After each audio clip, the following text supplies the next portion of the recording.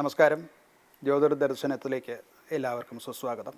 ഈ മെയ് മാസം 17-ാം തീയതി മുതൽക്ക് 23 വരെയുള്ള ഒരാഴ്ചക്കാലത്തെ 7 ദിവസത്തെ എല്ലാ രാശിക്കാർക്കും മേഷാദി മേടം രാശി മുതൽക്ക് 12 രാശിക്കാരുടെയും ഒരു സാമാന്യ ഫല നിരൂപണമാണ് ഇവിടെ നടത്തുന്നത്.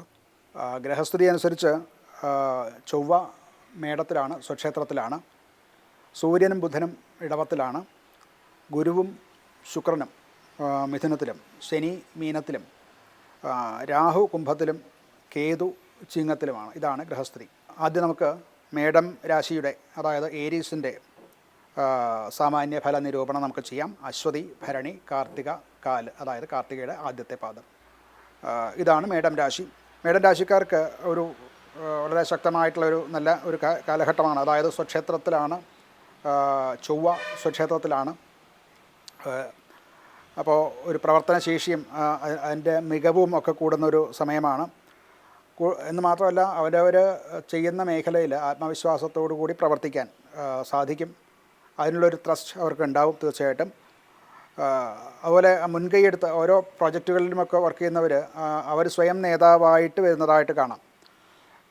പക്ഷേ അതിനൊരു ചെറിയ തിരിച്ചടിയും കൂടിയുണ്ട്. ചൊവ്വ സ്വക്ഷേത്രത്തിൽ വരുന്നു എന്നുള്ളത് കൊണ്ട് ഒരു ആവേശം കൂടുതൽ ഉണ്ട് എന്നുള്ളത് കൊണ്ട് പെട്ടെന്നുള്ള തീരുമാനമെടുക്കുക, അതിൻ്റെ പേരിൽ ചില ചെറിയ സംഘർഷങ്ങൾ ഉണ്ടാവുക, ഇതൊക്കെ സാമാന്യമായിട്ട് കാണാവുന്നതാണ്. ഇത് നിയന്ത്രിക്കേണ്ടതാണ്.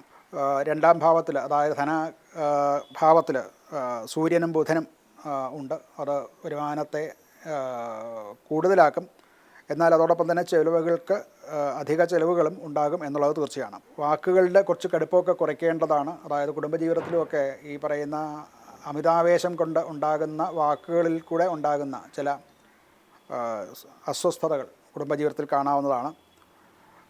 അത് വളരെ സൂക്ഷിക്കേണ്ടതാണ്. വാക്ക് ആരോഗ്യപരമായിട്ട് ചൂട് കൂടുതലായിരിക്കും, ശരീര ഭാരം കൂടുതൽ, രക്തസമ്മർദ്ദം കൂടുക മുതലായിട്ടുള്ളവ ഉണ്ടാകും. അതൊക്കെ കുറച്ച് ശ്രദ്ധിക്കേണ്ടതാണ്.